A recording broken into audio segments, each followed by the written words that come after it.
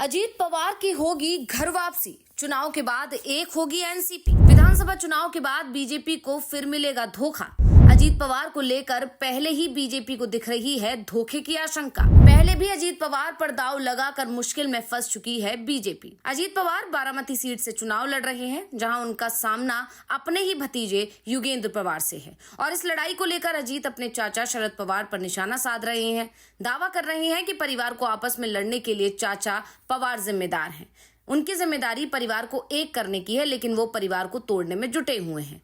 फिलहाल मामला कुछ भी हो, लेकिन अजीत पवार को लेकर एक बात जरूर कही जा रही है कि वो घर वापसी की तैयारी में है। और अब अजीत के करीबी दिग्गज नेता ने साफ साफ संकेत भी दे दिए हैं कि अगर इस बार भी हालात 2019 जैसे बनते हैं तो अजीत पवार पलटी मार जाएंगे। यानी जिस तरह से बीजेपी को 2019 में धोखा मिला था और वो धोखा अजीत पवार ने दिया था, उसके लिए बीजेपी को एक बार फिर से तैयार रहना होगा। चुनाव परिणाम अगर अजीत के मन माफिक आए तो सीएम देवेंद्र फडणवीस नहीं, अजीत पवार होंगे। बस अजीत पवार के एनसीपी को 25 से 30 सीट जीतने में मिल जाएं और महायुति की सीटों की संख्या 160 से आगे नहीं जाए। महाराष्ट्र विधानसभा में बहुमत का आंकड़ा 145 का है। ऐसे में क्या प्लान कर रहे हैं अजीत पवार, इसी को लेकर हम अपनी स्पेशल रिपोर्ट में करने जा रहे हैं बात, तो वीडियो को आखिर तक जरूर देखें। सबसे पहले हम आपको ये बता देते हैं कि 2019 में ऐसा क्या हुआ था जिसकी चर्चा अब हो रही है। 2019 के चुनाव का वो किस्सा जिससे बीजेपी की चिंता बढ़ी हुई है, क्योंकि अजीत गुट की तरफ से साफ कह दिया गया है कि अगर सीएम बनने का मौका होगा तो अजीत पाला बदलने में पीछे नहीं हटेंगे, यानी देरी नहीं करेंगे और पाला बदल देंगे। सबसे पहले बात 2019 की। दरअसल 2019 के महाराष्ट्र विधानसभा चुनाव के समय ना तो एनसीपी में विभाजन हुआ था और ना ही शिवसेना में। शिवसेना और बीजेपी का गठबंधन था, तो एनसीपी और कांग्रेस एक साथ चुनावी मैदान में उतरे थे। 288 सदस्यों की महाराष्ट्र विधानसभा के चुनाव के जब परिणाम सामने आए तो एनडीए को बहुमत मिला। बीजेपी और शिवसेना का गठबंधन 161 सीटों पर जीता, जिसमें से बीजेपी को 105 सीटें मिली और शिवसेना को 56 सीट मिली। लेकिन उद्धव ठाकरे ने चुनाव परिणाम सामने आने के बाद ऐलान कर दिया कि सीएम शिवसेना का होगा और अगर बीजेपी शिवसेना को सरकार की कमान देने को तैयार नहीं है तो शिवसेना बीजेपी का समर्थन नहीं करेगी, एनडीए भी छोड़ देगी। अब उद्धव ठाकरे ने तो यहां तक दावा कर दिया था कि अमित शाह ने पहले 2.5 साल के सीएम पद के बंटवारे का प्रस्ताव रखा था। अगर वो चुनाव के बाद भी इस प्रस्ताव पर तैयार हैं तो शिवसेना बीजेपी के साथ सरकार बनाने के लिए तैयार है। उद्धव ने पहले 2.5 साल पर भी दावा भी कर दिया, लेकिन बीजेपी ने साफ कर दिया कि पूरे 5 साल उनका ही सीएम रहेगा, यानी कि बीजेपी का सीएम रहेगा, क्योंकि बीजेपी ने ठीक इसी तरह उस वक्त भी बात रखी थी कि जिस पार्टी के पास ज्यादा सीटें आएंगी सीएम उसी का ही होगा। लेकिन जब चुनाव परिणाम आए तो उद्धव ठाकरे को बीजेपी की ये शर्त मंजूर नहीं हुई और इसके बाद उद्धव ठाकरे ने पाला बदल दिया और पाला बदल कर यूपीए गठबंधन, अभी जो इंडिया गठबंधन है और एमबीए है, वो 2019 में यूपीए था, उसके साथ चले गए। महाराष्ट्र में कांग्रेस और एनसीपी गठबंधन को अघाड़ी गठबंधन कहा जाता है। शिवसेना के इस गठबंधन में शामिल होने पर इसे नया नाम मिला और वो था महाविकास अघाड़ी, यानी कि एमबीए। कांग्रेस और एनसीपी ने उद्धव को सीएम पद के लिए समर्थन भी दे दिया, लेकिन उद्धव को रोकने के लिए बीजेपी ने अजीत पवार के साथ खेल करने की कोशिश की।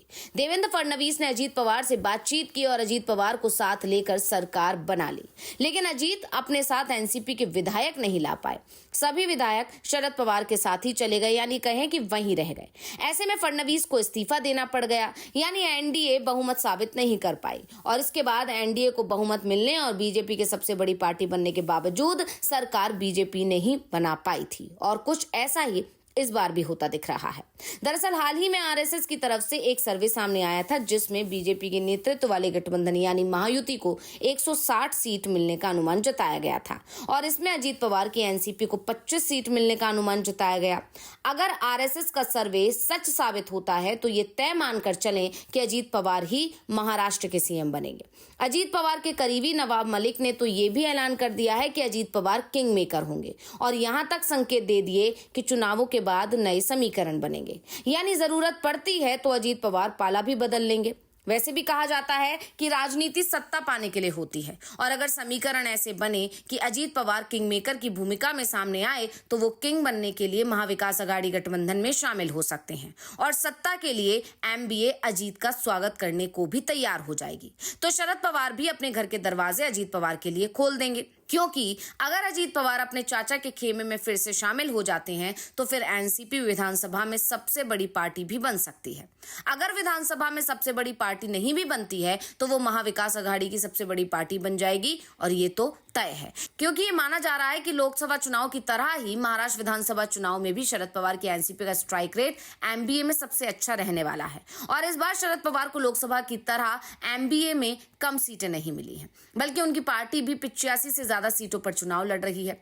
ऐसे में अगर पवार की पार्टी 40 से 45 सीट भी जीत जाती है, यानी स्ट्राइक रेट 50% से भी कम होता है, और उनके साथ चुनाव के बाद अजीत पवार अपने विधायक यानी ये मानकर चलते हैं कि इतनी सीटें अजीत गुट जीत जाएगा, तो शरद पवार के खेमे में विधायकों की संख्या 65 से 70 तक पहुंच जाएगी और फिर सीएम पद के लिए दावा एनसीपी का ही बनेगा। दूसरी तरफ एनडीए गठबंधन जो बहुमत के पार होगा वो अल्पमत में आ जाएगा, और ऐसा होगा इसके संकेत नवाब मलिक ने अभी से ही दे दिया है। उन्होंने तो यहां तक कह दिया कि अजीत पवार को बीजेपी की जरूरत नहीं है, महाराष्ट्र में अजीत पवार का नाम ही काफी है। अब नवाब मलिक के बयान के बाद से ही बीजेपी में खलबली मची हुई है। पार्टी की तरफ से अभी से ही ऐसे नेताओं की तलाश की जा रही है जो उन सीटों पर निर्दलीय चुनाव लड़ रहे हैं जहां पर अजीत गुट की एनसीपी चुनाव लड़ रही है। साथ ही बीजेपी ने अजीत पवार पर दबाव डालकर ऐसे आधा दर्जन लोगों को एनसीपी का टिकट दिला दिया है जो हकीकत में बीजेपी के समर्थक हैं और टिकट के लिए ही वो एनसीपी में शामिल हुए हैं। लेकिन कहा जा रहा है कि बीजेपी इस बार कुछ भी कर ले उसके साथ खेला होना तय हो चुका है। अजीत पवार को विधानसभा चुनाव के परिणाम का इंतजार है तो इंडिया गठबंधन भी इसका इंतजार कर रहा है। वैसे इंडिया का दावा है कि उसे अजीत पवार या एकनाथ शिंदे की जरूरत नहीं पड़ेगी, वो आसानी से बहुमत का आंकड़ा पार कर जाएगा। कांग्रेस का दावा है कि इंडिया गठबंधन को 180 से करीब सीटें मिलेंगी। ऐसे में फिलहाल सभी को 23 नवंबर का इंतजार है, जिस दिन नतीजे आएंगे और साफ हो जाएगा कि कौन से गठबंधन चुनाव जीतने में कामयाब रहा है। वैसे एक बात तो साफ है कि किसी एक दल को तो बहुमत नहीं मिलेगा और महाराष्ट्र में पिछले 3 दशक से जो परंपरा चली आ रही है वो कायम रहेगी और सरकार मिलीजुली ही बनेगी। यानी बीजेपी कोशिश भले ही पूरी कर रही है लेकिन इस बार भी उसके साथ खेला हो सकता है। बीजेपी ने जिस तरह से अपने सहयोगियों को दरकिनार किया है, या ये भी कह सकते हैं कि अपनी मनमानी चलाई है, उसको लेकर अंदर ही अंदर सहयोगी नाराज हैं और जब चुनाव के नतीजे आएंगे तो सहयोगी बीजेपी को बहुत बड़ा झटका दे सकते हैं, जिसमें से सबसे पहला नाम अजीत पवार का हो सकता है। और अब नवाब मलिक के इस बयान ने इस बात के संकेत दे दिए हैं। तो ये जानकारी आपको कैसी लगी हमें कमेंट करके अपनी राय जरूर दीजिएगा। इसी के साथ इस वीडियो को लाइक करें, शेयर करें और चैनल को सब्सक्राइब करना ना भूलें। धन्यवाद।